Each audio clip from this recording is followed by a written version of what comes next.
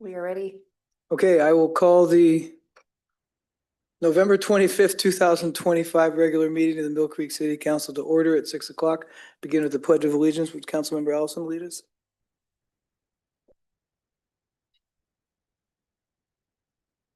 Allegiance to the flag of the United States of America and to the republic for which it stands, one nation, under God, indivisible, with liberty and justice for all. Leah, roll call, please. Mayor Holtzclaw, Here. Mayor Pro Tem Vignell, Here. Councilmember Cavallari, Here. Councilmember Steckler, Here. Councilmember Allison, Here. Councilmember Duque, Here. Councilmember Paddock. Present. Okay, it brings us to audience communication. Anyone in chambers like to address council tonight? Okay, if you could step to the podium, your name and city of residence, please. Thank you. My name is Amy Casevold, and as a 6-year resident of Mill Creek, I'm wondering, can I ask a question or do I just comment? Just comment. Just comment. All right. Thank you. As a 6-year resident of Mill Creek, I have been alarmed as Immigration and Customs Enforcement has been in cities on the West Coast and other cities disregarding due process and with a lot of violence and racial profiling. And now I hear from my friends and the internet that they are in Shoreline and they are in Everett. So being in the middle here, I have been comforted by Washington's Keep Washington Working Act, which says that our police and our schools do not cooperate with ICE. They don't help them in their actions. And so I wanted to come to the city council. Thank you for having me here and let you know that residents do very much care about this. Shoreline Schools sent out a very clear message of what they do and what they don't do, and it's all in alignment with the SAFE Act. So wanted to encourage our schools and our police to abide by that as well and to keep that courage. Thank you for your comments. Thank you. Anyone else in chambers? Barb? Huh? Barb Heidel, Mill Creek. I have a serious concern about the front door to City Hall North. I hope you know and have tried to go into City Hall North. It's very dangerous for parents carrying little children to go into, especially for the play and learn session, waiting for the jerk to happen and somebody falls, a little child falls. Many stand outside the door, waiting and thinking the door is locked because they have not been able to open it. This door has been like this for months. I've spoken to Keegan about this problem and have been told that it has a very high cost to replace and needs to go out to bid to get done, and they're working on it. This was a month ago. It needs to be a high priority and taken care of very soon. Please find a way to get this done before someone does get hurt trying to yank the door open. Thank you. Thank you, Barb. Anyone else in chambers? Okay, I've not seen any members of the public online. Is there someone I'm not seeing?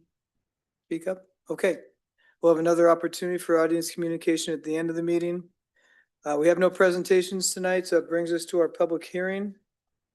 I will start with what we're going to be doing. Tonight we'll be holding a public hearing on the formation of a transportation benefit district. The hearing will be conducted under the rules for legislative public hearings set forth in Resolution 2021-604. We adopted these rules on June 8th, 2021. I'll briefly summarize the procedures for the public hearing. First, we'll receive a brief staff report on the proposed formation of a transportation benefit district. Following the staff report responses to any questions that council may have, I'll ask for a motion to open the public hearing. Next, assuming there is a motion, a second, and an affirmative vote, we will open the public hearing. The hearing will last up to 1 hour unless council votes to authorize additional time. Persons wishing to testify and who are present in council chambers shall sign in on the sign-in sheet and will be called in the order in which they signed. Persons participating online also will be given an opportunity to testify by raising their hands, and I'll call on them. Each person's testimony is limited to 3 minutes. When all who asked to speak have completed their testimony or allotted 1 hour time limit has expired, I'll ask for a motion to close the public hearing. Following the completion of the public hearing, council will then discuss and take action on the formation of a transportation benefit district. Any questions on the process? Okay, prior to opening the public comment, Deputy City Manager will present the information regarding the proposed formation of a TBD. All right.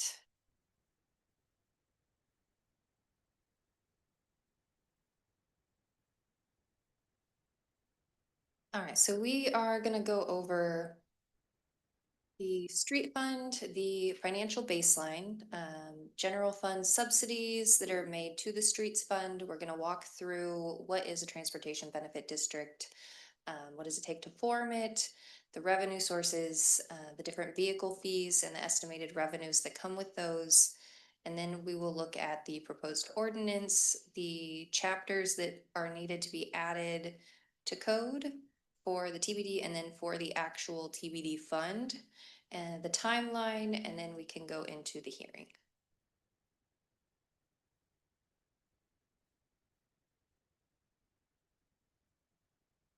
Okay, so previously we talked about how the streets fund sources are the motor vehicle fuel tax and the multimodal transportation state shared revenues. These are allocated on a per capita basis, and as we get more electric vehicles, that motor vehicle sales tax has been decreasing.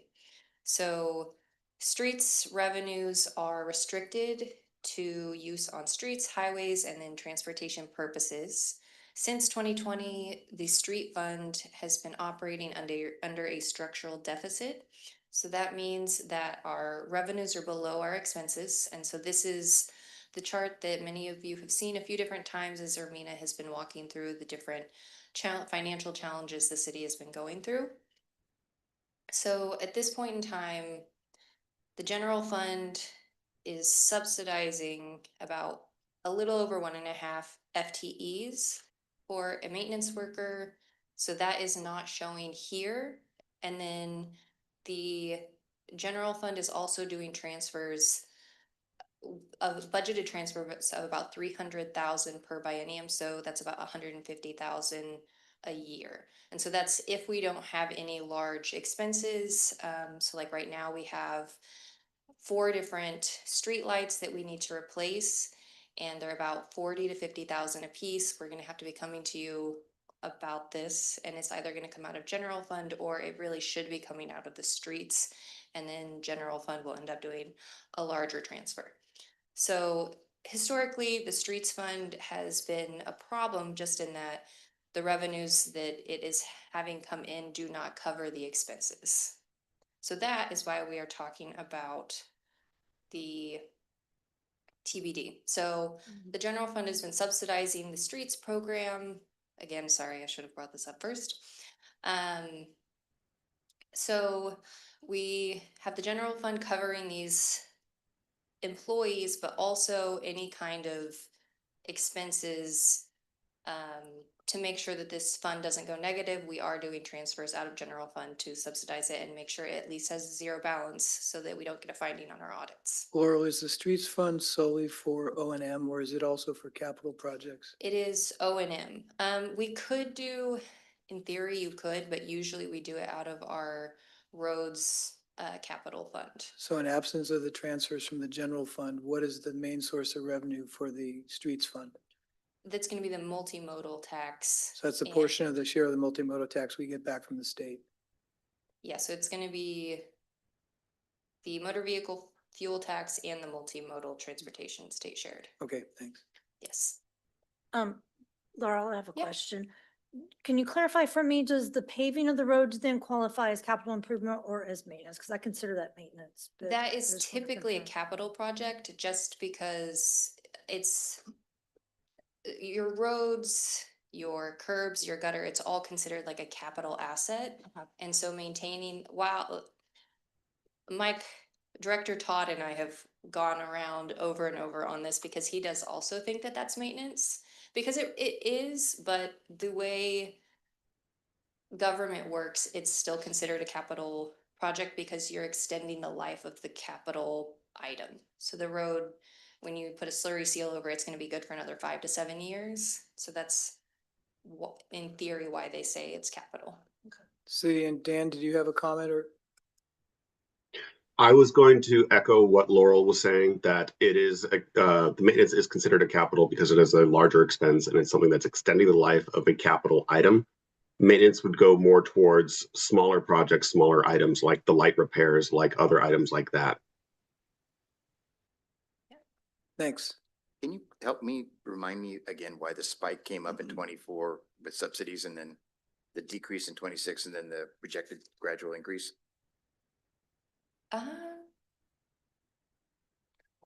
I think I will have to get back to you on that because Oh. it's not in my notes. Okay. I'm just curious. I'm sure it's accurate. I'm just curious what caused it. I will have to follow up with Ermina on that. I apologize.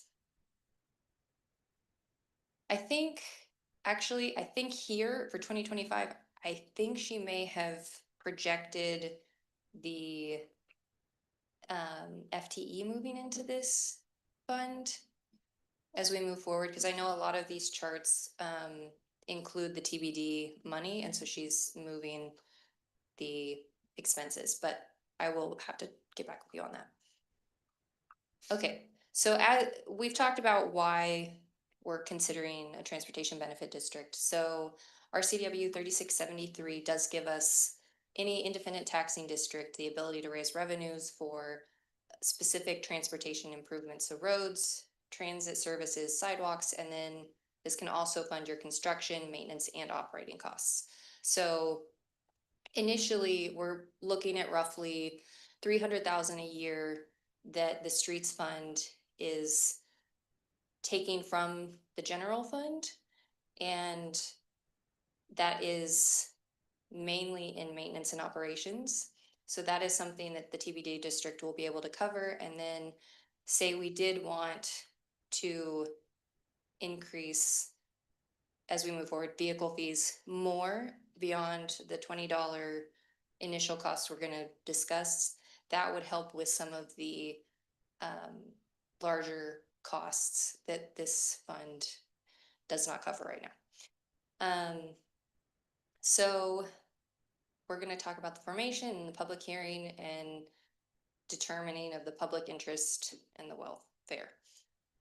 Okay, so for the district, the governing body, if we put the border around Mill Creek and have it follow Mill Creek boundaries, your city council would be the governing body.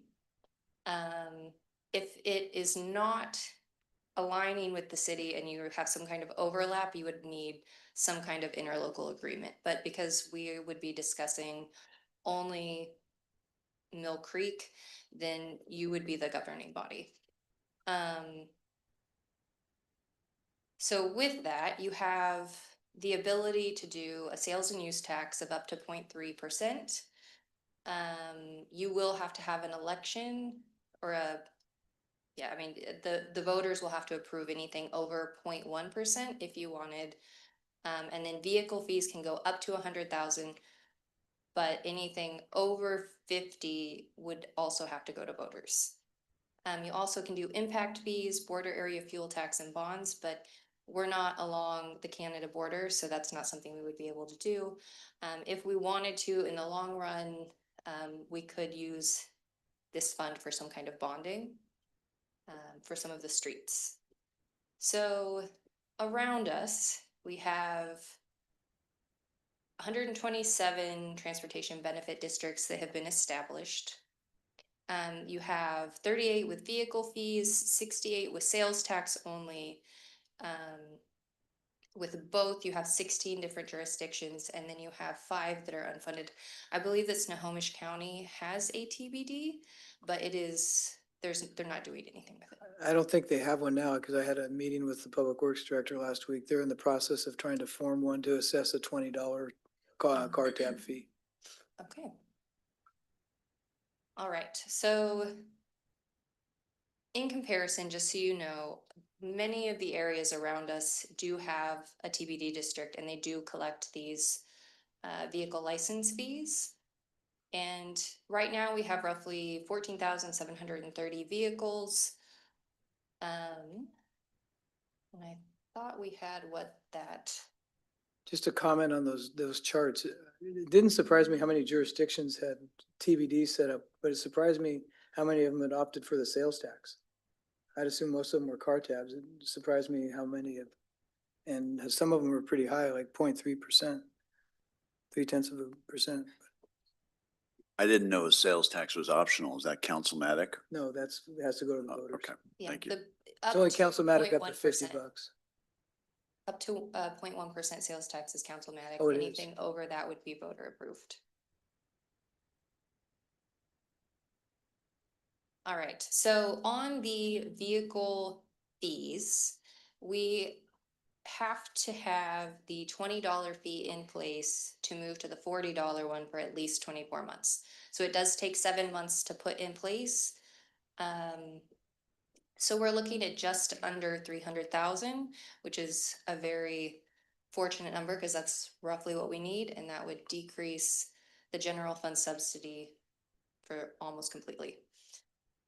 And then you're looking closer to 600,000 here in another 2 years, and up to 736,500 if you wanted to increase it to $50. Anything over that, you will have to go to the voters. So How does those numbers play? Like, let's say 2 years from now, it's at the $40 level. How do those play to the charts that we saw that's showing still a void or a delta between expenses and revenues? yes, so at this point in time, Ermina has projected out with just the $20 up until, I believe, 28, because it takes 7 months to get put in place, and then it's 24 months from that time. So you can see that in 2028, with the $40, we finally aren't level with expenses. And again, this is only with a 1% increase in expenses the whole time. Most of the time, you're gonna have, I think the streetlights are a perfect example.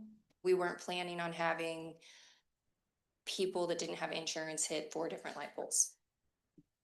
And now we're gonna have to pay 200,000 that was unbudgeted. So, I mean, there are just things that happen. But in theory, we will be, the deficit will not be there anymore. And the subsidy will no longer be needed from general fund as of 2028. It'll be completely gone. All right, so in the proposed ordinance for today, we're gonna be adding a chapter if council wanted to put a TBD in place. That forms the boundaries around Mill Creek. It creates the governing board.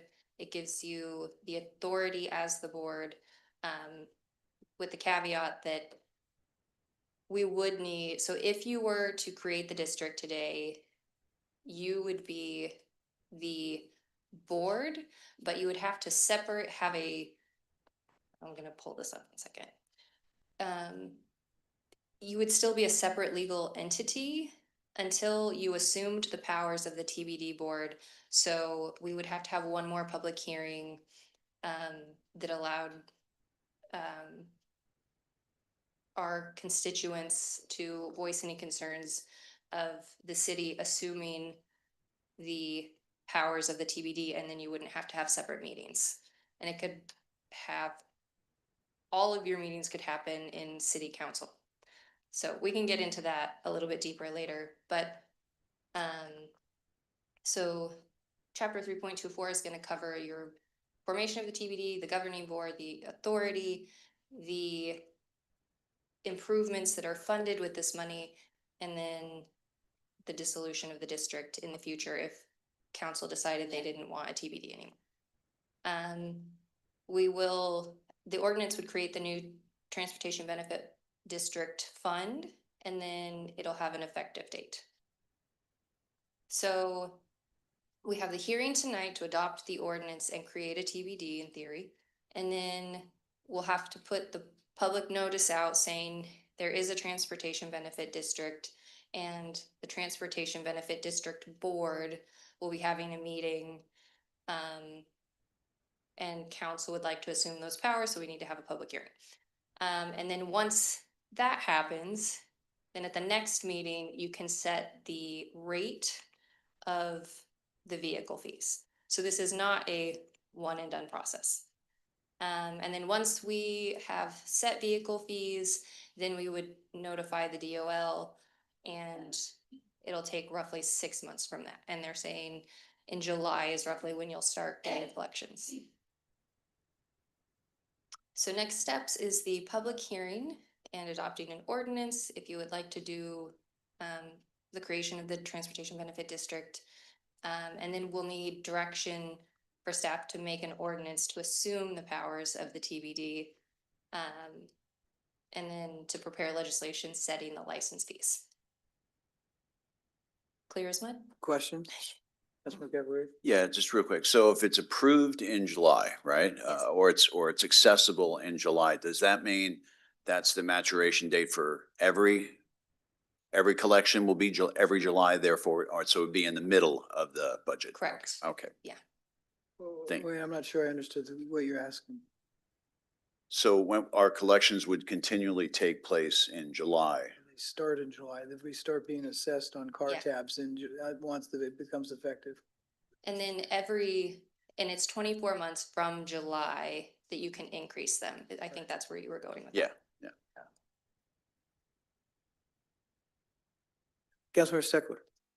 have unusual question. One of the things that precipitated this was we've been talking about the electric vehicles not providing the revenue to this fund, like gas powered automobiles do. Has it ever been questioned that maybe electric vehicles will pay a higher fee than a gas vehicle, because gas vehicles are still providing that contribution in the typical channels, in addition to this, right? So I know with my car, I do pay like an electric vehicle fee when I pay my tabs, but I really don't think that it's quite at the same level that people are paying with the gas tax. And I do think that the state will probably have to consider that. So Grant- that electric vehicle owners are paying their fair share for the roads. Grant, do you want to educate us on any uniformity of taxation requirements? No, but I am aware that the deputy city manager is correct that several years ago, the legislature did enact that fee to provide some basis for revenue, to generate revenue and address the fact that on, state roads and that the electric vehicles were not paying they were using the roads, but they weren't paying for the cost of maintaining the roads as the gas powered vehicles were and diesel powered vehicles were through the gas tax. Any other questions, John? Just in clarification, then you can't charge a different fee for gas versus, okay. No, it's gotta be one. Mayor Pro Tem? Thank you, Mayor. I just had a quick question. I wanted to circle back, but I didn't want to keep asking questions during your presentation. Yeah. To sidewalk maintenance. So then shaving of the sidewalks, it would be considered the maintenance and not capital improvement? It depends on how you set it up. So if you're gonna do small batches, so $5,000, $10,000, then that would be like a Maintenance. maintenance thing. But if you have like a large deferred project that's gonna be a couple $100,000, that would be considered capital. Okay. And I know a lot of cities will package their sidewalk maintenance and as a capital item and just say, hey, we're planning on spending a larger amount this year, and then, you know, each year we're gonna spend $100,000 on random sidewalk replacement and shaving, and then they do consider that a capital project. Okay, thank you. Councilmember Cavallari? Thanks, Mayor. And this is just kind of a left field question. Do we have any idea of the ratio of gas powered vehicles versus electric vehicles, or are we going to wait on information from the DOL? I think there's a slide on that, isn't there? So I don't know ratio, but I will say Ermina did dig this out fairly early, and I want to say like Mill Creek has 1,000, we'll just like go rounding, around 1,000 electric vehicles. And if we have 14,730 vehicles Got it. total, it would be a little under, yeah, Yes. under 10%. Councilmember Paddock? Oh, can I just? Oh, I'm finish my sorry. question? Go ahead. So has the gas tax collection from the state, has it been proportionate to that number? Meaning that if we're only down 1,000 vehicles compared to the 17,000 that we have driving on our roads, or the 16,000 that are gas powered, has the reduction in the collection of gas tax been proportionate to that? I am not 100% sure how that has shook out. Because I think it's coming from the state as a general amount, and then it's done per capita. So it may be that we're looking at electric vehicles around the entire state versus just the city. Got I'll note that. No, for there's no Ermina. need to follow, but I mean, I was just kind of, like I said, it was a left field question. It was just more about a curiosity than anything else of the idea of numbers of electric vehicles on the road now. Thank you. Councilmember Paddock? I just had a clarification question. So the Mayor Pro Tem asked about sidewalks. Yes. Is that also sidewalk maintenance is also part of the streets fund? Yes, so it could be. I know right now, so we did one larger project. I want to say in 21 or 22, I think it was 21. But it completely ate all of the reserve out of that fund. And so that's when I finally put my foot down and said, we have to put it in capital. Yeah. Okay. Helpful. Thank you. Councilmember Duque? I didn't see this in, thank you very much, for this information. I didn't see it in, the packet. So I was just curious, do we have numbers or information about like how many cars per household? There seem to be in Mill Creek. Is that something we're ever able to receive? I just think of like, we have so many families, and so as their kids, you know, potentially, like, I just think of my neighbor across the street who had 2 boys, and I have 2 boys, they're young, but now there's like 5 cars that they have. One's a project car that they're constantly working on. So just curiosity if we have that numbers. Based on the, based on the latest American Community Survey data, it's about 2 cars per household. Thank you. Nothing So I'm specific to thinking our we area have or region. around- Is it 8? It's between 8 and 10,000 houses. Mm. And then, 14,000. yeah, 14,000 I want to cars. say, I think we have Yeah. like a little over 8,000 houses, but don't hold me to that exactly. No, But no, I no. want to say it's probably around 2. Yeah, it's more of a ballpark because also like, you know, understanding in apartments, you know, there could be obviously different like multi-generational, there's all those kind of things. So I was just curiosity. Thank you very much. Well, Laura, looking at you had the chart of when we dipped into the general fund reserve before. Have you looked at how often or whether we had to dip into it prior to 2023? Whether we had to subsidize the streets fund from the general fund? I know that it's been happening for a long time. I thought there was a chart. I actually do think there is a chart in here in the packet on the transfers.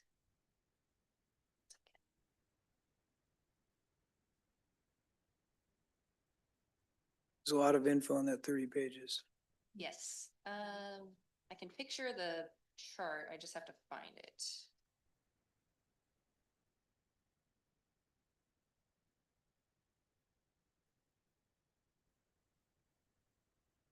looks like going back to 21.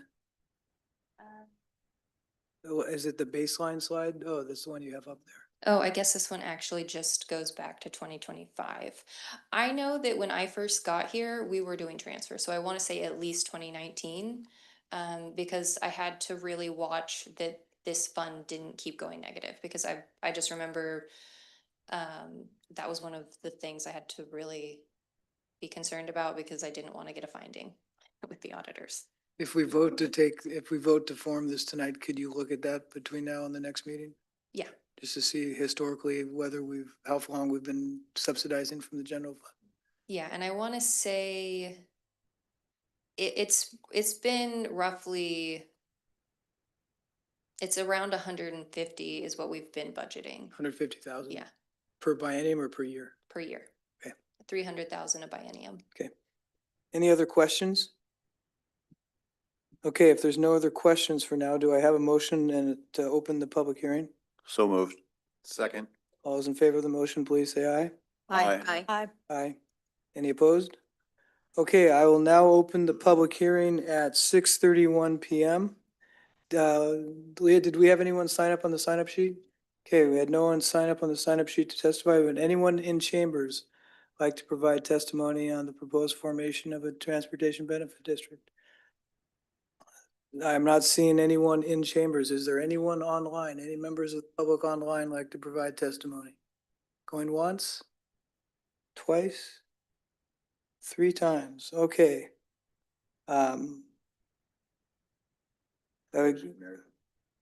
Mayor, seeing as there's no one wishing to speak on the public hearing, I would make a motion to close the public hearing.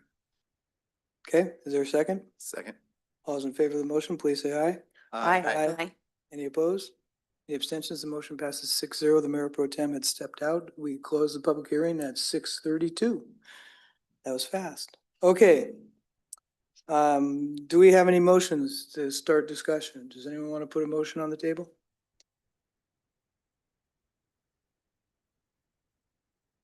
I'll make the motion. Motion to approve an ordinance establishing a transportation benefit district, specifying the TBD boundaries, specifying the transportation improvements authorized to be funded by the TBD, creating a new chapter 3.24 of Mill Creek Municipal Code, creating a new TBD fund in chapter 3.50 of Mill Creek Municipal Code, and setting an effective date. Second. Any discussion? Whose light's gonna go off first? Councilmember Cavallari. Thanks, Mayor.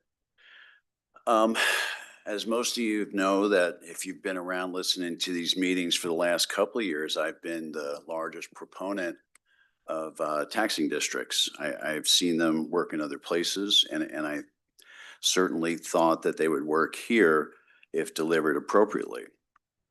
Given the size of or the lack of size of gas tax that we're receiving now due to electric vehicles, it made a lot of sense to figure out how to plug that gap regarding these revenues that we're no longer receiving.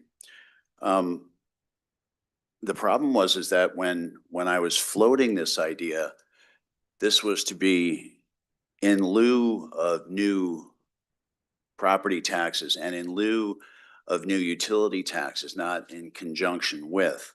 So that's where I find like the biggest hypocrisy for myself at this point in having this conversation.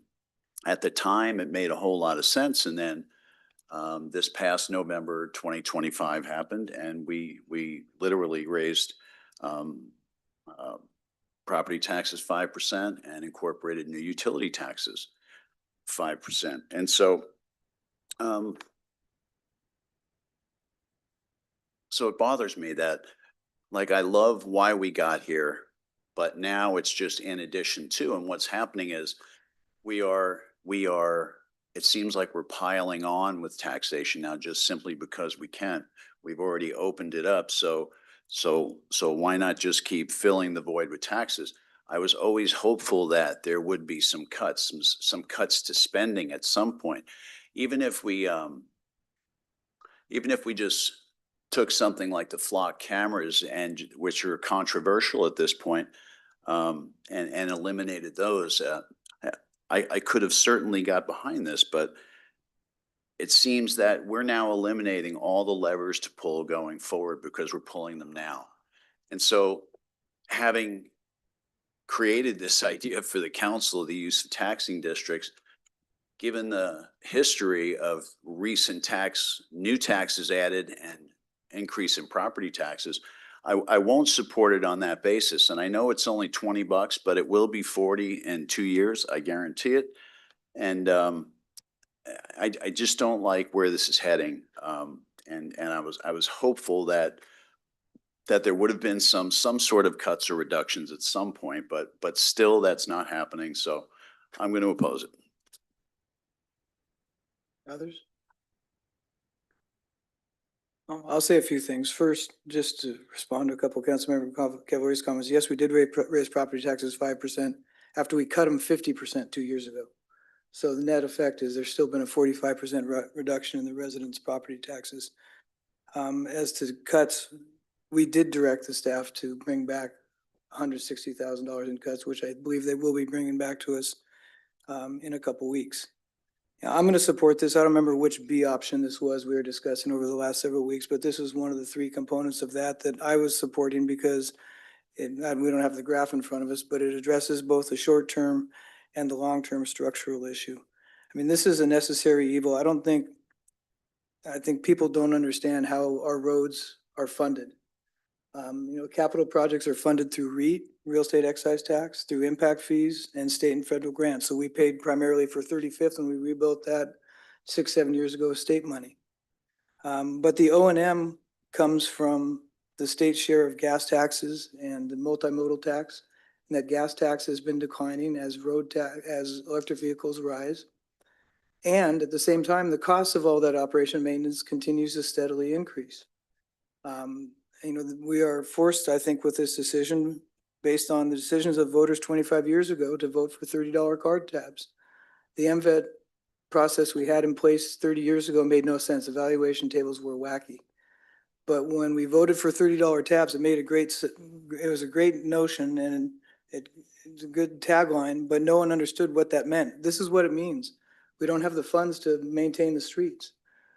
So I think a $20 car tab helps put us as one of the 3 legs that I was supporting in option B or B1, whatever iteration it is. And so that's why I'm going to be supporting the formation of the TBD.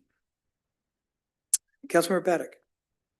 I guess just a yes and much of what you said. One of the 3 things I hear the most from our citizens is about the streets and the sidewalks, which is why I'd asked that clarifying question, the streets and the sidewalks. Of course, the other 2 being speeders and e-bikes, but we don't have a tax for those 2. So is how we can better maintain, again, the streets and the sidewalks. And I mean, nobody likes any tax, but if there's a positive to this type of tax, it is a direct impact on those 2 issues.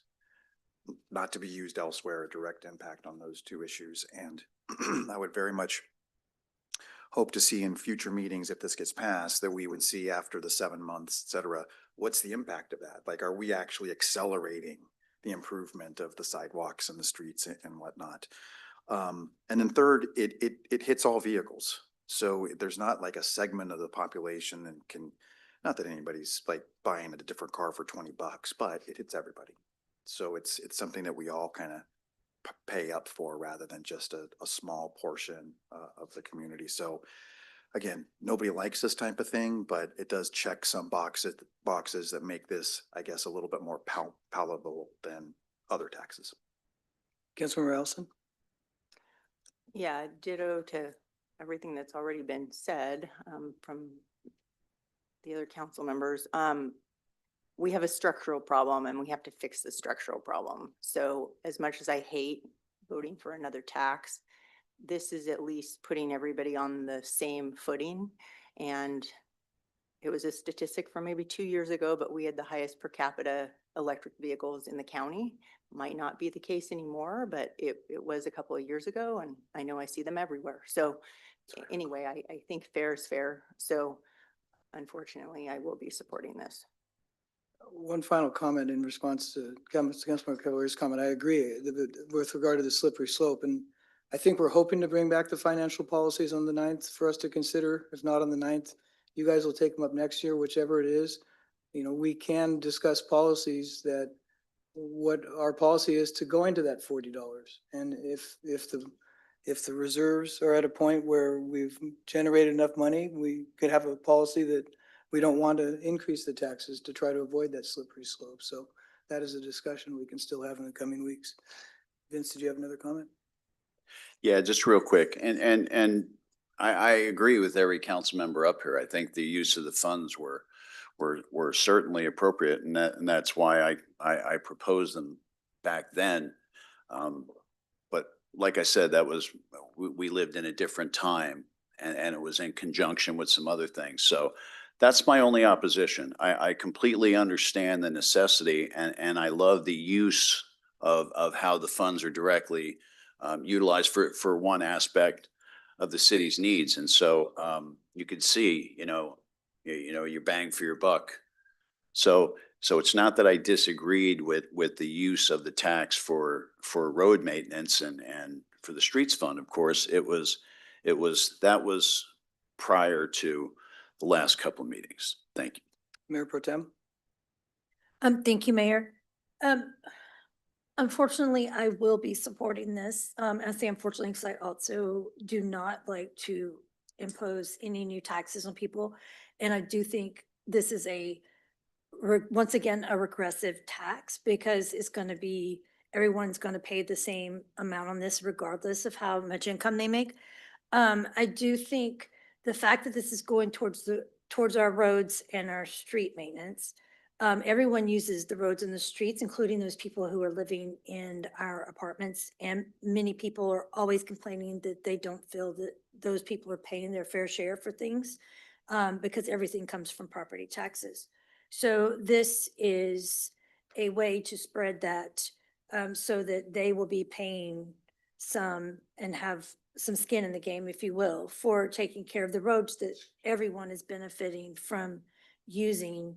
And we need the roads to be maintained properly in order for us to remain a safe and well-maintained city, which is our number one thing that we have set for ourselves for our 2040 vision, and also the number one thing that our residents say that they want. Thank you. Any other discussion? Okay, hearing none. All those in favor of the motion, please say aye. Aye. Any opposed? No. Any abstentions? The motion passes 6-1. Thank you, Deputy City Manager. Okay, we have no old business on our agenda. We had one. Oh, we have one more step we have to take? Okay, I'm just- sorry. Can you bring that? Sorry. I think we just need direction to prepare, yes, the ordinance to assume the powers of the TBD and to get the legislation setting vehicle license fees up. So Grant, can you chime in on this? We never technically formed the Transportation Benefit District Board. What we would do is it would be created and then the city agrees to assume the responsibilities for it going forward? Yeah, so what we have here is a relic of the history of the TBD statute. The statute was passed in 2005, and it did require having a separate board, which in many places it was the city council members acting in that capacity, but in some there were actual individuals, not just city council members, who assumed that were members of the board. In 2015, the legislature enacted Chapter 36-374, and that allowed cities to assume the roles and responsibilities to operate the Transportation Benefit District. And the reason they had to assume that is because many TBDs that had already been formed had either incurred debt or other contractual obligations. So in order for the city council to become the board, the city had to agree to assume the liabilities that were associated with that had been committed by the TBD. So we have an unusual situation here, which is you're for the first time creating the TBD, but the only way that we can have the board created is through the process that you just went through. And the only way we can have the city council take over the responsibilities of the board is to dissolve the TBD. But in order to do that, we have to have another public hearing first and then vote to dissolve it. And then the city council, we wouldn't have to have a separate transportation benefit district agenda, separate votes by the transportation benefit district. It would all be done through the city council. I wish there was a better way of doing it. It's not that clean and pristine. We looked to see if there were other ways of doing it, and there just aren't. So that is why we have this strange little three-step in order to go through the process of forming the TBD, then removing the TBD and having it assumed by the city council and have the responsibilities assumed by the city council, and then have a vote by the city council to adopt the fees, if the council is so inclined. Can you clarify, because up on the screen, hold public hearing and adopt ordinance to create TBD within city boundary. Isn't that what we did tonight? That's what you did tonight. Okay, so the second hearing, what's the second hearing for? Is to have a public hearing on an ordinance that would allow the city council to assume the powers of the TBD. In other words, rather than having the council act as a separate board, TBD board, it would be simply the city council of Mill Creek. So the next steps up on the screen, number 1 is tonight, number 2 is the one you need us to direct you on. Correct. Does that need to be in the form of a motion, or does it need to be in the form of direction and consensus head nodding? I think if we got head nods, that would be fine. If the council would like to have a motion, that would be fine as well. I'd like to simplify it for the record. Would anyone like to make a motion for number 2? I'll make a motion to direct staff to prepare an ordinance to assume powers of the TBD and prepare legislation setting vehicle license fees. And to set a public hearing too. And to set a public hearing too. Second? Any discussion? Just real quick, I will certainly support this because the law says we have to if it falls within the city's boundaries. So, yeah, I'll support it. Any other discussion? Okay, hearing none. All those in favor of the motion, please say aye. Aye. Any opposed? Any abstentions? Motion passes 7-0. Now are we done with the TBD? Yes. Cool, thank you. Okay, we have no old business. Brings us to our new business. First is item E, resolution related to 2026 interlocal agreement with Snohomish Regional Drug Task Force. Chief. Good evening, Mayor, Mayor Pro Tem, Council, those in attendance. Before you tonight, I bring a interlocal agreement with the Snohomish County Sheriff's Office and the Snohomish County Regional Drug Task Force, excuse me. The task force was first started in 1988, and we've been a member of that organization since I've been here in 2003. A lot of successful investigations through a multi-jurisdictional task force to address drug trafficking in Snohomish County. Disrupts the presence and prosecutes individuals of the organization. And it really definitely helps us throughout the varying boundaries. Obviously, as a city, we only have so much bandwidth, and utilizing the task force allows us to address a much larger problem that is, an issue throughout the county. So we're very fortunate to be a part of this organization. And so the packet in front of you had the ILA. I provided a handout tonight to give you a brief description of the work that this task force has done over the last few months. It's a press release from the Drug Enforcement Agency, the DEA, a federal agency. But this is an investigation that started out of the Tulalip Tribal Police's jurisdiction. And then was passed on to the Snohomish County Regional Drug Task Force. And as a result of months of investigation, a significant amount of narcotics, a significant amount of money, and a significant amount of firearms were confiscated. Several individuals were charged with these crimes. And it just goes to show you that as a group of investigators, this task force can get a lot farther. So we're very lucky to have them. We have seen an uptick in fentanyl in the county, as many areas, most everyone is aware of. And we're also seeing a little bit of an uptick in some of those other recreational drugs, such as methamphetamine, coming back. So this is a resource that we're very fortunate to have. This is the allocation or the financial obligation for the for the ILA in 2026 is $5,810, and that is funded through the drug fund or the 130 fund as it's seen in your bars numbers. That'll take any questions. Thank you, Chief. Any questions? Councilmember Cavalieri? Chief, you said it's funded through the drug fund. Is it also eligible to be funded through the collection of the opiate settlement money? No, that funding is not associated with enforcement. So that has to be utilized in other methods of training, Treatment, et cetera. Yeah. community outreach, those types of things. All right. Thank you. Other questions? We have a motion? It's up on the screen. Mayor, I'd like to make a motion to approve a resolution related to an interlocal agreement between the city of Mill Creek and the Snohomish County Regional Drug Task Force. Second. Is there any discussion? Hearing none, all those in favor of the motion, please say aye. Aye. Aye. Any opposed? Any abstentions? The motion passes 7-0. Thank you, Chief. Thank you.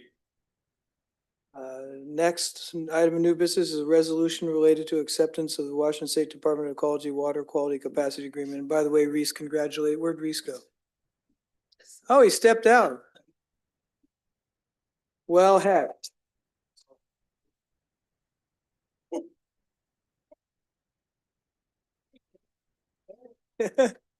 I was just getting ready to congratulate you on the recognition you have from the Department of Ecology on the job well done in bringing us into compliance. Thank you. I really stand, I thought that was gonna go much longer. I thought there was a lot more to explain. The floor is yours. For being late. No worries. Mayor Pro Tem, council members, pretty simple one today, nothing too stressful. I'm here to talk about the acceptance of the Department of Ecology's statewide capacity grant. What it is, it's provided by this Washington State Department of Ecology. All municipalities get requested by the Department of Ecology to apply for it. This additional funding has to be used for stormwater projects or equipment that'll improve water quality.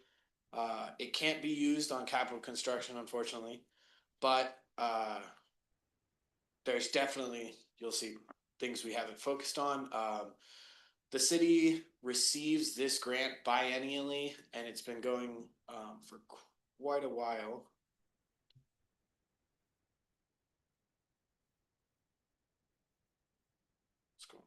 There we go. The amount and attribution, the grant is for $120,000 for the 25-27 state biennium. As the city can't use it for capital construction, it's planned to use the sum for the storm pipe rehabilitation work plan update. This project assesses all the 18-inch or larger pipes in the city. So those are going to be kind of the main collectors and arterials. This work has already been completed, and it was completed within the grant period, July 25 to June 27. So the city can be reimbursed for this grant up to $120K, which is the grant amount. Questions? Any questions? Amazing. Yeah, we weren't sure whether to bring this to council since it was a grant, but we decided since it's technically an agreement, we assumed you weren't going to turn away money. That's pretty much unrestricted for this purpose but we just decided to bring it to you anyway and have you bless it. So I'll make a motion. Motion to adopt a resolution authorizing the city manager to execute a grant agreement with the Washington State Department of Ecology for the water quality capacity grant of $120,000. Second. is there any discussion? The only thing I'd like to add to the presentation is the property manager for our HOA said in our last meeting, have you ever met this Reese at the city? This is a quote, I had no idea that someone could have such passion for surface water and stormwater. I felt both inspired and motivated to get to work. That's what we hope for. There you go. So that alone Nice compliment. should warrant this grant. Any other discussion, Councilmember Duque? Same, my HOA property manager, also at a board meeting, talked about working with Reese, different, we don't live in the same HOA, and just what a pleasure. And not just, obviously, you know, you're fantastic, but also because this is something that so many like HOAs in general, when it comes to service water, have been trying to figure out and have, you know, it's been put on, all as you know, as we're all aware. So it's just nice that there's someone knowledgeable and passionate and is getting things done. So thank you very much for your time. Well done. Councilmember Cavalieri?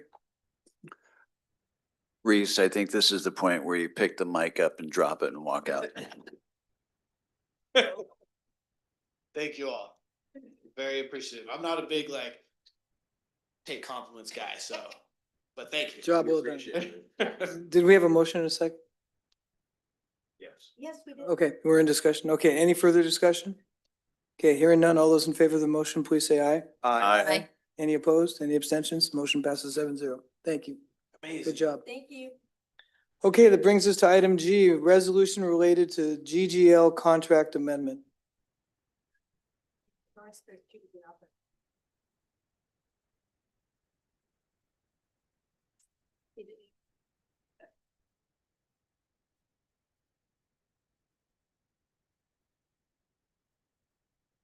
Okay, and we're live.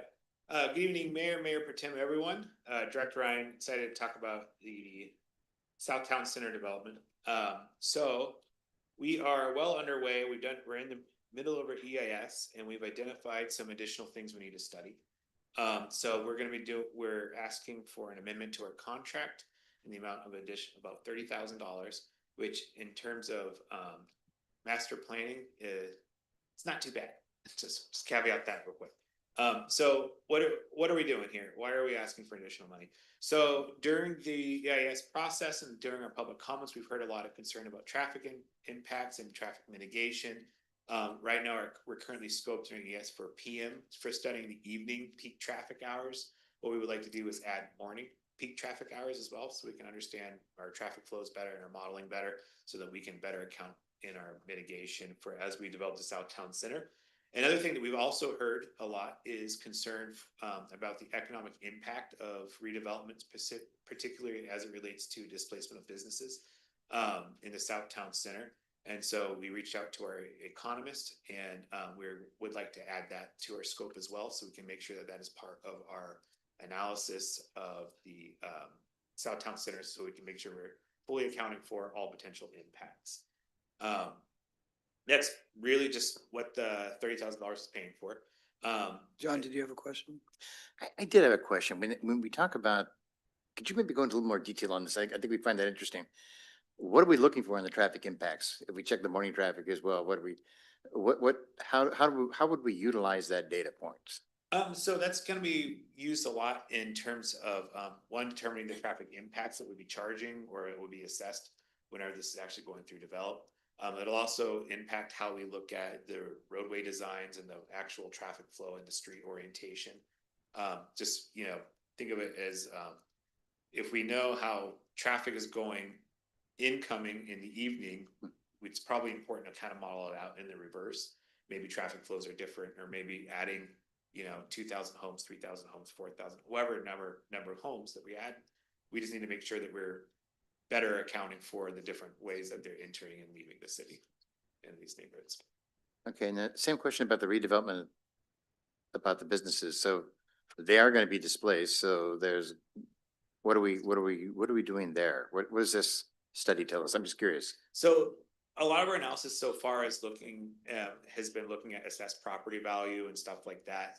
And what this is going to be doing more of a deep dive in is looking at the specific types of businesses, what's retail sales tax generating, what's not retail generating, business licenses, stuff like that. And, if you replace certain types of retail and replace it with a different type of retail, what would the difference be in terms of sales tax return and revenue return from that? Got it. Right now, and a lot of what we're scoped for was kind of more of a broad economic impact, but because of a lot of the detailed questions and analysis we've been requesting for, we're like, you know what, that's something that we think is being reflected by the community, certainly by council, that needs to have a little more analysis and a little more thought in on.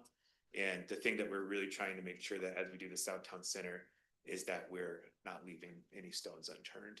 And so we thought, you know what, it's a great questions. Let's just go ahead and do it. The nice thing is that there's no budget amendment being requested for this. this is accounted for through our comp plan budget anyways, the funding is there. So this is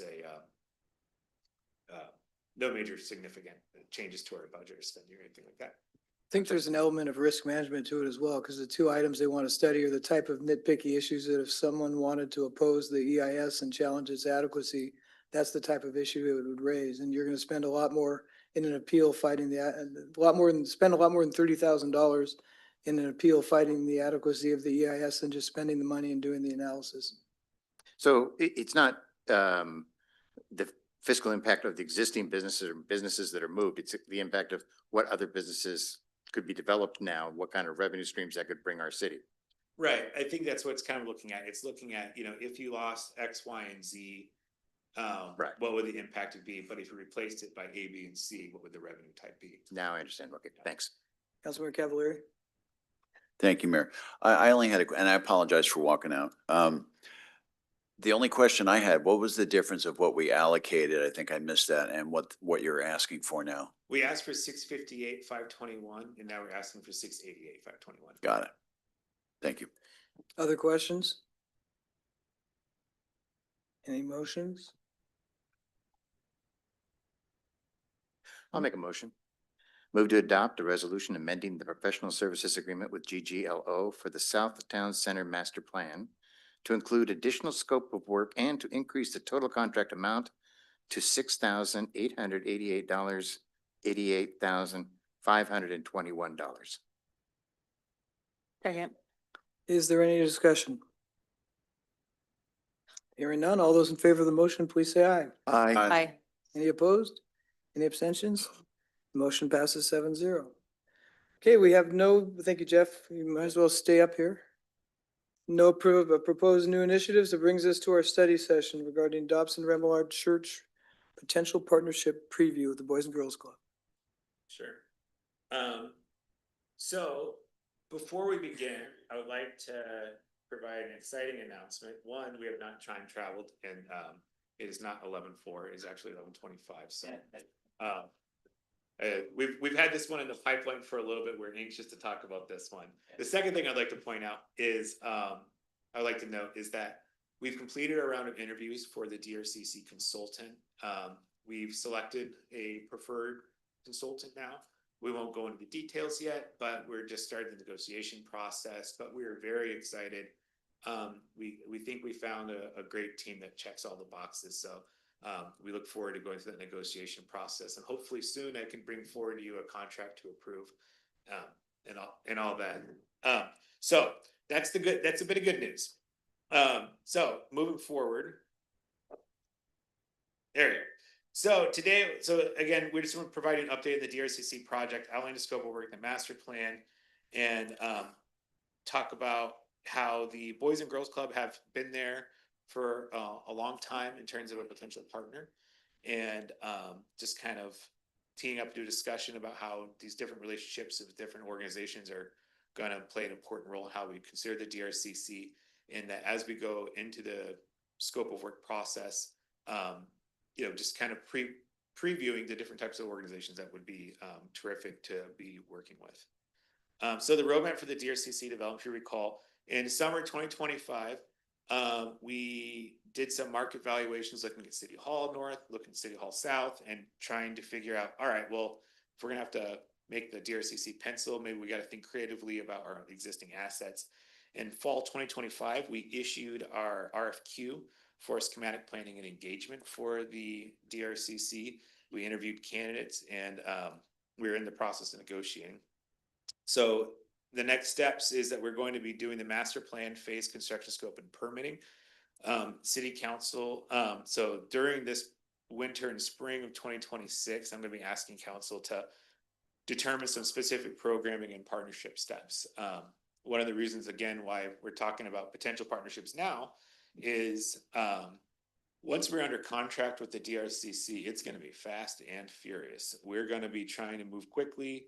There's some external deadlines that we're worried about in terms of trying to get projects started and show good faith measures to the state that we are intending to utilize funding provided. So we just need, and there's also the time, right?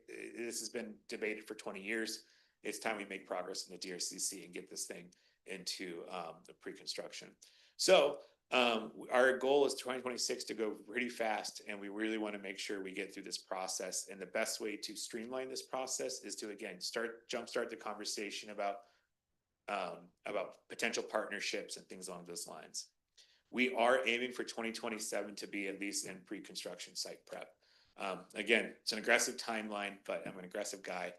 And I think that also how long this DRCC project has been discussed and anticipated, I think the DRCC deserves our aggression. So the scope of work. What we advertised in the RFQ was to assess site conditions, site constraints, to validate civic and community space needs, to engage council, staff, and potential partners, and then to develop a site plan, identify costs, recommend phasing and implementation, evaluate operations, and then deliver a final roadmap for council decision. Again, Connie, going back to that timeline, we got to be making a lot of decisions next year. So I'm sorry, Mayor, you're going to miss out on all those sure to be exciting and entertaining council meetings. So that being said, so again, we talked about timelines. 2027 is the key date we're looking for, and we need to be able to be pretty quickly talk about potential partners. Boys and Girls Club has been here for a while. They've worked with us for a long time. They've even taken the extra steps of working with our state legislators and securing some funds to be able to help with some level. And they've been just extremely engaged with us throughout this whole process, a potential partner. So I thought it would be good for us to take this opportunity to talk. And yeah, so I think I'll pass it off to the mayor, who I believe wanted to speak on this issue as well. Yeah, here's really the dilemma or situation that we're facing. We have money from the state that goes away if it's not put into play by mid-27. So does the Boys and Girls Club. And so I know there's a lot of talk about other potential partners, which they may still come to the table, but we need to create a deadline of sorts. And in fairness to the Boys and Girls Club, they've expressed for some time they want to be a part of this development. But at the same time, they also want to be in the market. And if they're not going to be part of our project, they want the ability to be able to move that money and use it elsewhere.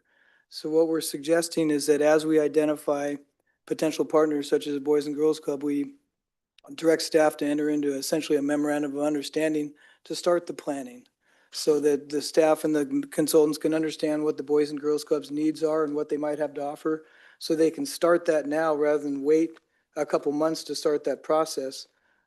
Because if we end up deciding that we want the Boys and Girls Club part of this project, they're going to want to go out and do fundraising for their part of the development, and they've got a clock ticking just as we do. So this is not intended to, it's not a decision that we're going with this partner. It's taking that step with this partner to start the planning to incorporate them and see how they could fit into the project. If the YMCA or the library or some other partner comes along, we'd have the exact same discussion and hopefully enter into a similar memorandum of understanding to get that planning started. But we need to have a deadline probably mid-February, Jeff, for identifying partners, or else we're going to be waiting forever and possibly lose out on some that can't wait any longer. So that's why we're suggesting we start that process by taking a step of directing staff to enter a memorandum of understanding with the Boys and Girls Club to start proceeding with the planning for how they could be incorporated into one of the options that staffs and the consultants are going to be bringing to us. So that's our suggestion. The floor is open for discussion. Councilmember Steckler.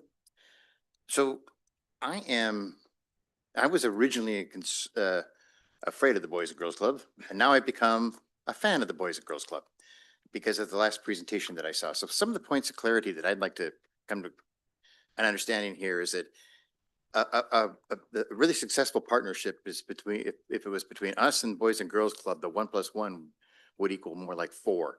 In other words, we're going to get so much more by putting this partnership together. Does the Boys and Girls Club want total control of the building, or will we be able to have elements that the city would want to have, such as meeting rooms available to our public groups, the large meeting space on the top that was really a big part of something we're lacking in our city, And then can they put together all their elements and they could manage that, as I understand. So I'm kind of saying what I think, but you can correct me if I'm wrong. They could manage both their facilities as well as those areas of ours that would need some management. And if we build a performance space next door, they could manage that as well. So that's a great question, and I'm not gonna answer it. So it's a great question, and I'm not gonna answer it because we don't know yet. You know, I think that as we go through, once we get our consultant in place, the consultant we're selecting are professionals, and their whole rigmarole is working with cities and organizations to determine space needs and how things are going to operate.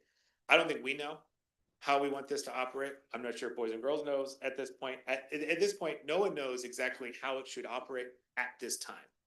Now, in a couple of months, after we get this process started and we've had meetings about space and needs and conversations, answering that question, we're going to have more clarity on how that is going to operate and what the best financial picture is. Because part of this is also what we want to look at is financial models and looking at decisions. That's part of our vetting and evaluation process. So do we know if, you know, are we going to share a structure with them, or are there going to be separate structures yet? I think that's a bit premature to answer at this point, because what was approved back in July was a community campus concept, where it could be combined buildings, it could be multiple buildings. We don't know what it was. Yeah, so it could be a lot of different things at this point. So rather than a question, I'm basing that based on the last presentation where they talked about examples of where they partnered with cities and helped to manage and run their facilities. So I am very much in favor of that if that's what comes about. So rather than a question, what I just said was more of a statement. This is what I would like to see. And that's what my support is based upon, is it would be a partnership and they would assist us and there'd be a combination of what they need, like, and we would not lose out on what we want to see it provide. Let me say one last thing and I'll shut up. I don't care who provides it, if it's the city or Boys and Girls Club, as long as the citizens get it. So if, say, for example, we want to do a rec program, and we want to put our rec program into this civic center, and yet they have a similar program with a similar type of classes, I don't think ownership is something we really want to fall on our sword. We want the citizens just to make sure they get a rec program, and whether it comes from them or comes from us, whatever makes sure that our citizens get that's the ultimate goal here. Yeah, I agree. I think it's terrific feedback. Just, you know, my approach on handling this is that all decisions that we want to make sure that are being data informed and are also being community informed and are also being partner informed, right? And so, you know, as we go through this process, I think it's going to be iterative, and it's going to evolve. And what the final product is, the product will be built, but what that final product looks like at this time, I don't know yet. And I'm excited by that, because I think that that's something that's really promising about this project, is that what we're going to get, I know, is going to be community centric. It's going to be serving a need, and it's going to be beautiful, right? But in order to get to that point, I think that's going to be part of a really fun conversation. And it's going to be part of an engaging community part. And we should be able to produce more than what we would get by ourselves, either them by themselves or us by ourselves. Together, our citizens get more. Yeah, John, I see this as a two-step process. And first, I forgot to acknowledge that Marcy Vollmer is here, the president and CEO of Boys and Girls Club. I'm glad I didn't slam Boys and Girls Club. I view this as, you've raised a very valid concern, but I think that's step two. I think the intent here is to start the programming and space needs to see how they fit. And then once we've figured that out, then the next discussion is if that makes sense for us and we want to move forward, then we start talking about the operational implementation of it. So I think that is the discussion we'll have, but the intent of what we're bringing forward is let's get started with the programmatic and space needs of the two and to see how they fit together. Didn't see whose light was on first, so ladies first. Councilmember Allison. Yeah, I just wanted to say that this seems like the logical next step so that we can get a move on. So I'm all for this. Councilmember Cavallari.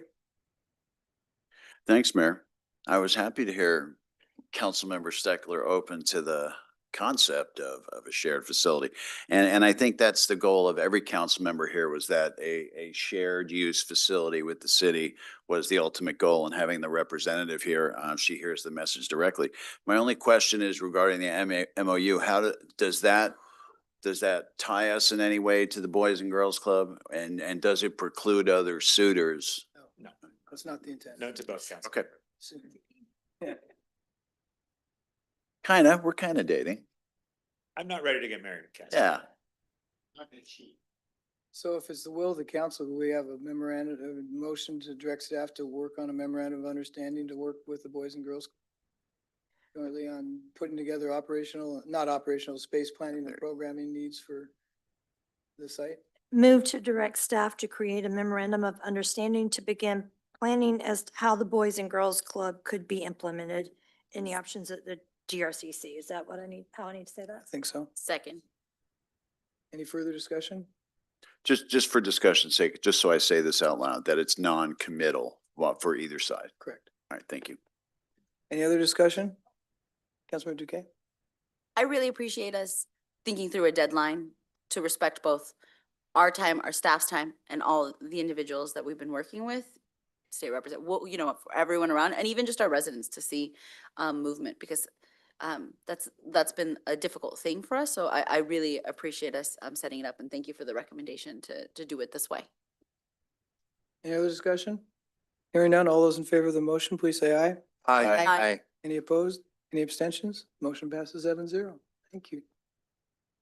Okay, that brings us to our consent agenda tonight. Item J, approval of checks number 69562 through 69637 and ACH wire transfers in the amount of $785,348.79.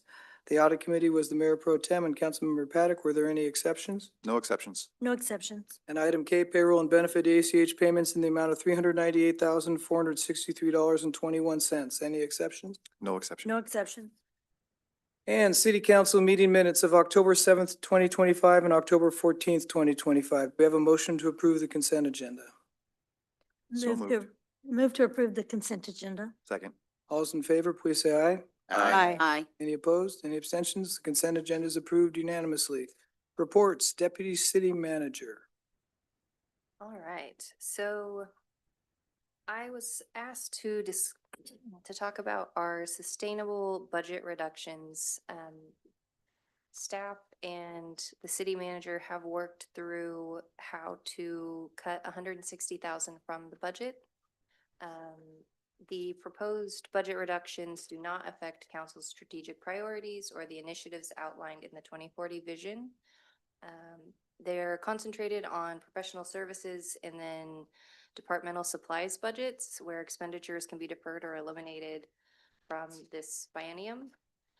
While some purchases and operational improvements or training initiatives may have to be revisited in the future, staff does believe that the current reductions are manageable and will not impact service delivery for this 25-26 period. However, if any unforeseen expenses come up, we will likely have to have budget amendments because it is really tight. And Ermina will go over the cuts in more detail on, I believe, the 2nd with the budget amendment. Councilmember Cavalier, did you have a question? Yeah, thank you, Mayor. Thank you for recognizing. So the 160,000 in cuts, I think you said supplies and what were the other? Professional development. Professional development, that it can be deferred for 25, 26. Does that mean we're anticipating it coming right back? I mean, because it's not a cut if that's the case, in my opinion. It's just deferred maintenance.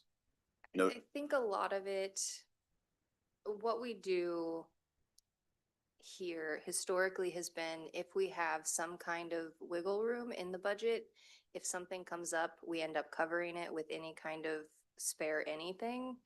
And I know Ermina has really tightened down the budget even before we had talked about this. So like if we hadn't had these cuts, we would probably be covering the 200,000 for the streetlights that were just taken out. So we would be covering that instead. So instead of us pulling from everyone's budgets on that, it is gonna have to be a budget amendment. But I think the goal overall is to keep these expenses down. I do think, so like, if we had some kind of homicide, there will be supplies for the investigation that have to happen. But if that doesn't happen, then that line item isn't gonna have to be brought back. It's stuff like that. We'll be able to get into that detail with Romina when she brings us the actual line items. Yes, Other questions? mainly because I don't have the other staff here to talk about it. Yeah, fair enough. It is Thanksgiving week. Any other questions? Just appreciate the rapidity of that, getting that done so quickly. That was. The other item I have is the Association of Washington Cities City Action Days. We do have that coming up January 21st, 2nd. We have, I believe it'll be Martin, myself, Councilmember Allison and Steckler have signed up. So if there's anyone else that wants to go, it's a good chance to communicate city needs to our legislators, discuss other cities' hot topics and issues. We find out what hot topics are on the table for the legislature this session. And then we'll also be getting a federal legislative update with NLC this year, if anyone's interested. And I believe that is the end of my reports. Any other staff reports? No. Okay. I got several items to cover. First, we had my last city chat a couple weeks ago at Coger, which is always fun because we have a captive audience, so we have good attendance. But thank you to Barb for also bringing out, I don't know, 12 or 10 or 12 of the Youth Advisory Board members. So it was a good discussion. I think the only concern I recall being raised is their desire for a stoplight at the intersection there on 527 because of speeding. But other than that, a lot of questions about the sub area, potential annexation, and the DRCC. So it was a good event, and I assume that the mayor and mayor pro tem next year will continue those. We had a regional collaboration meeting that Martin and I attended. This is the meetings that we have every other month with Edmonds, Mount Lake Terrace, Mukilteo, Briar, and Linwood. The focus of this one was primarily on the World Cup and what cities are doing to prepare for the World Cup. The short version, it's going to be about a month long, mid-June to mid-July. There are 6 games at Lumen Field. The schedule for the games is set.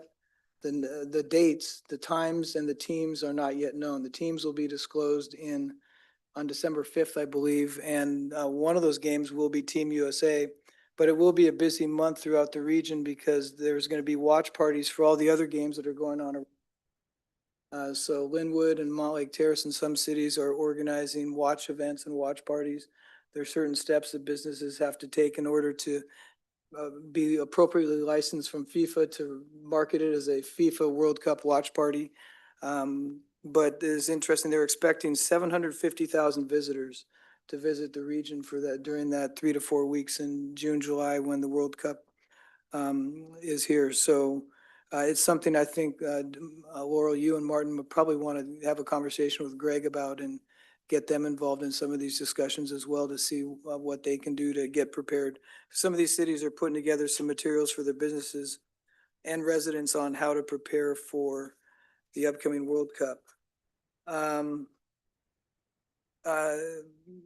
Mayor Pro Tem and I and Martin and Laurel, and I remember I think it was just the 4 of us met last week with Ray Stephenson from the Economic Alliance of Snohomish County and 2 of his staff persons, just to talk about how we could work together, talking about some of how we deal with the businesses that have left, the QFC site and the Starbucks in Town Center and those types of issues.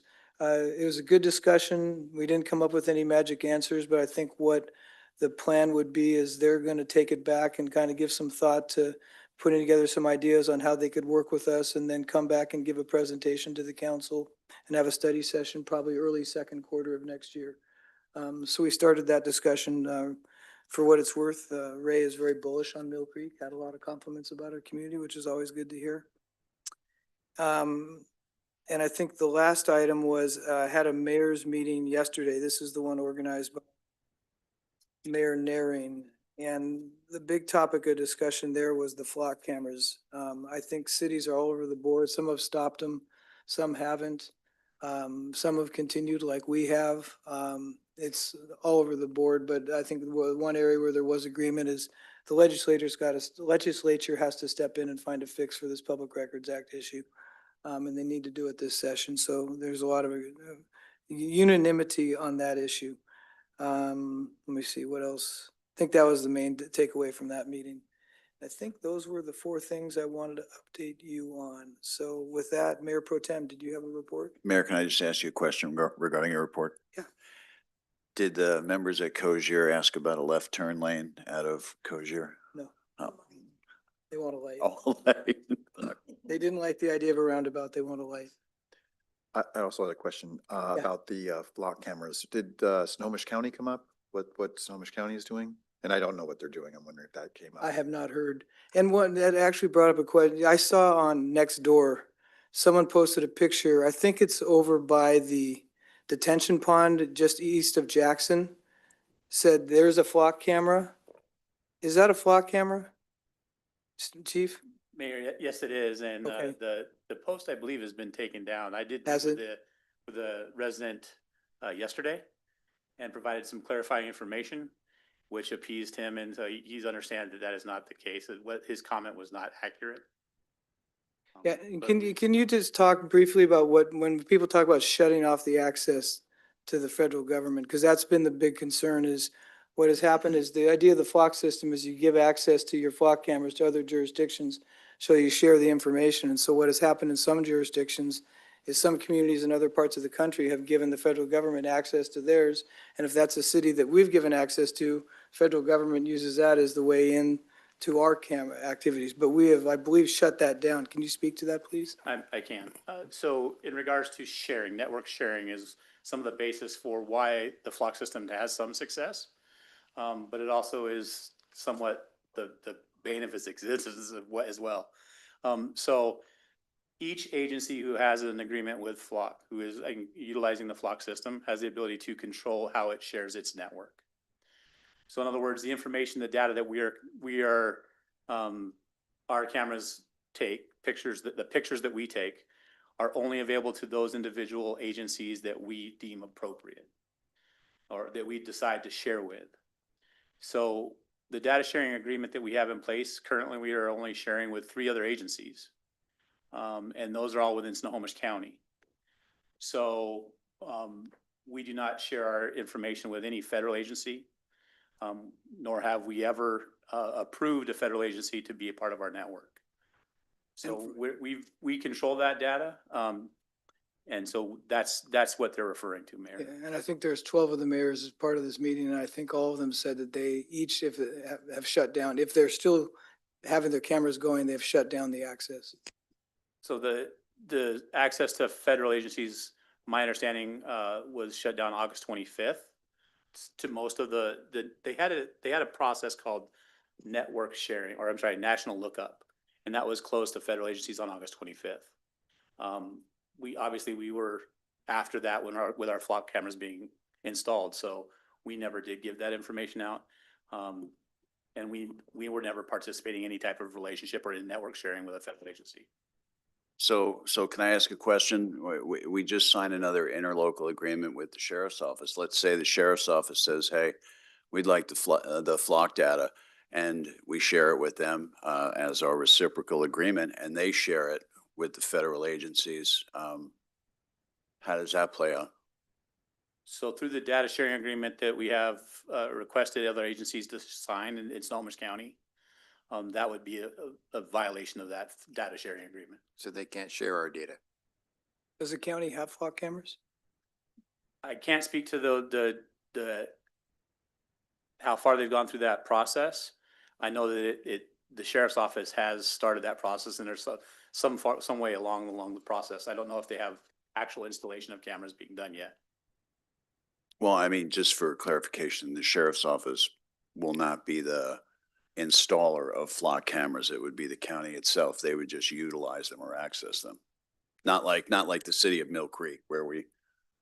Well, but our data sharing agreement is through the contracts with the flock, isn't it? So the data share, we don't have a data sharing agreement with Flock. We control our own network. So it's a very complex process. So Flock provides the software and the camera. They also provide the storage for the data.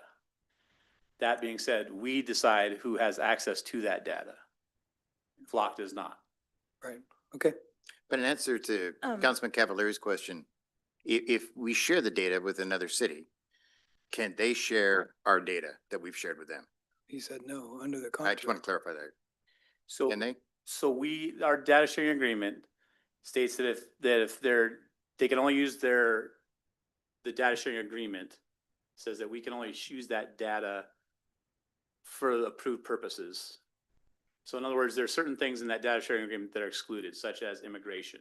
Okay. Okay. Such as women's reproductive rights. Those things are excluded from that. Those things are not allowed through our data sharing agreement.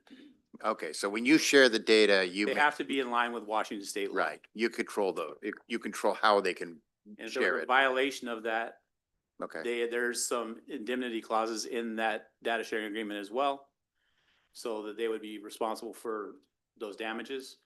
And also, we would then shut down the network. We would revoke their access. And so just to be clear, the rub here is the immigration piece of it, because you went through a great detail of these federal arrests of utilizing our federal partners to make these substantial drug seizures, these gun seizures across the city and county. So I don't want the perception to be out there that we're not cooperating with federal officials or federal operations. So, and so I think that argument, or that, I don't want to, maybe argument's the wrong word, that discussion has kind of gotten bunched up together, but we do cooperate with our federal officials and agencies, correct? In various capacities. Okay, so yes, we conform with Washington state law in regards to the Keep Washington Working Act, like was mentioned by our resident earlier during the audience communication. And we also understand that basically we stay within Washington state law. Councilmember, that's the best way I could say it. But when it comes to criminal activity, of the nature of what we're speaking to, like we're starting to involve multiple states, that's where we have to rely on some of the federal partners within the Department of, or excuse me, the Drug Enforcement Administration and things of that nature, FBI. And I hate to beat on this, but that's where it comes full circle, because what you presented here tonight probably presents cases where Flock has been utilized to tag these plates going across multiple jurisdictions. I'm not saying they happened in this case, but it certainly could be. Would you agree with that? Not per our data sharing agreement and not per our network sharing that we utilize.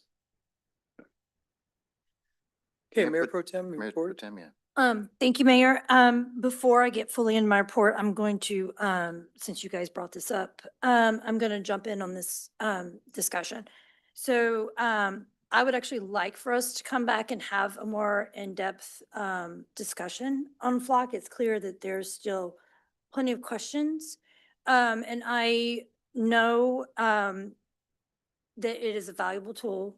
It is helping. The chief keeps telling us how great it is, and I do believe him that it is doing a great job in helping, but I still have some serious concerns. And I guess my trust with Flock at this moment, I trust our officers. My trust with Flock is I still have concerns. So I think that we should have further discussion on the whole Flock system. I think the community is wanting us to have further discussion on the Flock system. So I would like for us to actually have a more in-depth, robust discussion where we go into everything about the Flock cameras and have that discussion. Sounds like a great discussion for January. Yeah. The mayor does not want to participate in that discussion, is what that means. But I would like us to have that discussion, and I think it's very important to have that discussion. And I have many reservations and concerns. And so I'm just not comfortable right now, so I would really like us to have those discussions. Other than that, back to my report now. Yeah, as the mayor said, we, did go to the city chat at Cogier.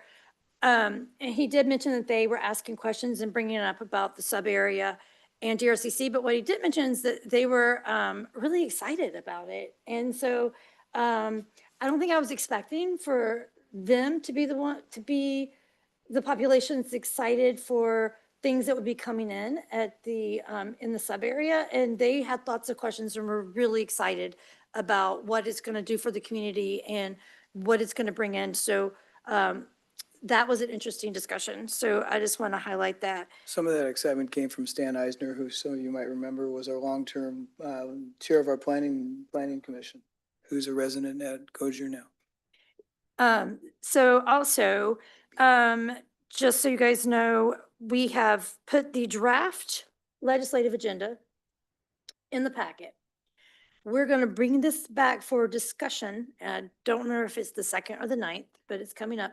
So I wanted you all to have the draft. So you have plenty of time to look over that draft, think about anything else you might want to have on there or any questions you have so that you're ready for our study session to bring back and we can address anything you have to add. And like I said, this is a draft and I think we'll probably end up tweaking. I personally think we should take off some of the things asking for money because I think we have too many things and we need to focus. But just be prepared for that discussion in the coming weeks and reach out to me if you have any questions. And that's on my report. Thank you. Councilmember Cavallari. Just to say happy and safe Thanksgiving to everybody in the room and everybody in our community. Councilmember Steckler. I have a few quick things.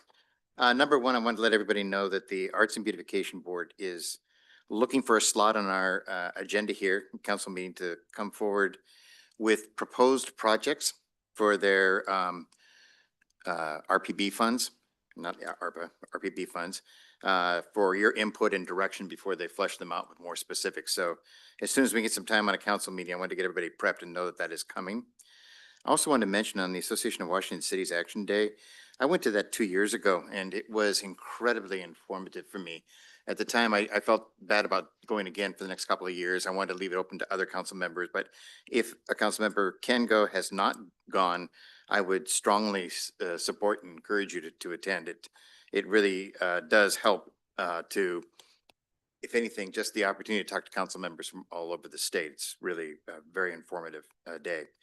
Couple of pickups here from what we were saying. I was trying to save them from my report. Mayor, you mentioned about what we can do for our retailers. I keep reading about city ambassador programs that cities have used to create individuals that would go out to retail associations and congregations and even sometimes attending retail shows, trade shows, to really promote the city to specific retailers. I think that's something I'd like to see if we could investigate that more. And it might be that the cost of utilizing an ambassador for our city, obviously they wouldn't be exclusive, but it may be cost prohibitive, but I think it could be a very affordable. And at least it would be us out there making the effort as a council to try and, I mean, since I've stepped on this council, the first time I stepped on, somebody said, hey, you gotta get me a Trader Joe's or you're a terrible councilman. So it's a lot of people asking us to do things that really is out of our control, but maybe there might be a way we can get it in our control. I'd like to see if we could bring something to the council in the next few months. John, that is something we did discuss with Ray, to ask him from his experience, what is the council's role and what role can we play in doing that? So that was part of the discussion. That's great. And since what I had read was cities are using ambassadors. And so I'd like to see us get a little bit more information and educate the council on that. On the flock cameras, I had 6 questions on this thing. You've answered a bunch of them. 2 of them, Chief, that came up. One was, should we identify the camera, what it is, that this is a flock camera, just like they identify the red light cameras? Don't know, a lot of people have said, it's wrong that you put those cameras up and didn't identify them. I kind of said it's pretty good to not let the bad guys know what it is, so. But, it's just my ignorance. I don't know if you had experience with that. Do they normally identify the cameras? No, they don't normally identify the infrastructure, no. And it's not an issue, No. great. And then the other thing in I think a lot of us have been reading some of these articles that came out, there's a big one that came out, about the proposed cost for people requesting, the data from these cameras. And the cost that would take to us to have to put that together, it's pretty laborious. Is that an issue when we say that the information is locked down? If somebody says, I'd like to get the last few weeks, report on what cars have gone through there and what license plates you, for any reason, I can't imagine one, but they want the, Public Document Act. Recent ruling in Stanwood, the case that Councilmember Cavallari had brought up in the past, is that information is subject to PRA, the PRA Act. Good. So, it would be provided. It would be provided. It would be provided. Oh, that's not good. It depends on the scope of the request. So we had a request that would have generated a bill of $14,000 and I Right. got the person to withdraw it. So that it, So it depends on how big the request is. But there are some minor costs to us. The software is very efficient. That being said, there is some also, like the mayor was discussing, some cost to the requester as well, depending on the type of files that are requested. that would be my concern, is how other cities are working with that, or what type of budget you should set aside for that. Because the article was talking about major costs that cities need to be prepared for if they're going to use these cameras. So I just like when we do have our discussion, that would be one of the items I'd like to have on the discussion. And my last one was, thank you, Mayor Pro Tem, on the legislative sessions piece. I went through it. I really liked it, although probably in my ignorance, I didn't see. I'd like to see more specifics or options specifically relating to Mill Creek for goals and what we would use from our legislative action. Maybe that's something, Discussion for the study session. yeah, when we come back and have that, I'd like, Okay. but if we could have that in advance too, it's always great to have that in your mind, thinking about it prior to the study session. It would be in advance. I would appreciate that. Thank you. That's it.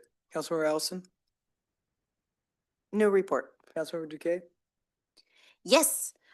First, I'd like to Councilmember Steckler, I'd love to get coffee with you to talk about our legislature. I'm sure the other members of the committee would be happy to if you'd prefer, but if we want to chat about like in that way, happy to do so. And I just wanted to say that publicly. Tomorrow, there is a pop-up coffee connections for the Mill Commerce. It was not part of our original rotation, but some of the board members are like, let's do it. Let's do another one. So if you are available tomorrow, 8 to 9:30 a.m.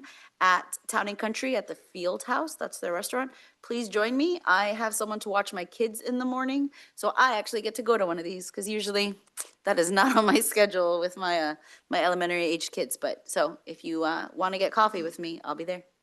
And anyone else here? Councilmember Paddock. I had one comment and one question. The comment is, the last, I guess it'd be 3 sessions, maybe 4 sessions, I think we all made some pretty tough choices on raising revenue. And one of the things I think we were all clear on was wanting to make sure that we showed the community the impact of those additional investments. And really now, the next month or so, I think is the time for staff to think about what are the things that are going to show the community improvements that are meaningful and tangible on, what they're paying into. And I would hope that's something that the staff is planning on kind of laying out over the next few months to be able to come back Q1, Q2 and say, those additional investments allowed us to do X, Y, and Z. It's hard to do that looking back, but if we start thinking about that looking forward, or the staff starts thinking about that looking forward, it's going to be a lot easier to tally up so what did we do for you lately type of information. So that was one, whether it's sidewalks, trees, Veterans Monument, Penny Creek, something tangible that says, hey, we delivered something. Boys and Girls Club. Okay. The other thing is, where are we with that unlicensed food stand? What's the latest with that thing? I saw that thing was just about on fire a couple of weeks ago, and Laurel, can you what's bring us back a report next week? Can you bring us back a report next week on what the status is? That'd be great. Awesome. Thank you. Is that it? Okay, audience communication. Anyone like to take a second bite of the apple, Barb?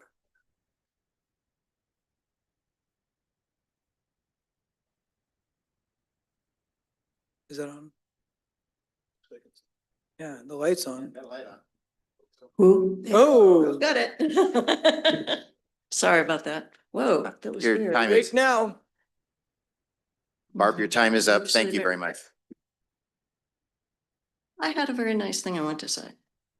I want to wish everybody a wonderful, healthy, happy Thanksgiving, and may you spend a few moments just thinking about how thankful we are, all of us, for everything we have. Thank you. Thank you, Barb. Thank you, Barb. Anyone else? Marcy, please. Well, hello, everyone. As the mayor said, I'm Marcy with the Boys and Girls Club, and I just also wanted to thank you all for the opportunity to have these discussions. We're really excited to move forward, and we will be having a joint ribbon cutting at the Linwood Neighborhood Center, our project that we're doing with Volunteers of America, on January 9th. And that would be a great opportunity for you to come and see what is possible with a lot of partners in a really beautiful space. And I also am happy to give everyone my contact info if you have any other questions. And yeah, if I didn't already have plans at 8 tomorrow, I'd come meet you. Yeah, thank you. Thank you, Marcy. Anyone else? Okay, is anyone online? I do not see any members of the public online. We do not have an executive session on our agenda this evening, so with nothing further on the agenda, I will adjourn the meeting at 7:46 PM. Let the Thanksgiving shenanigans begin.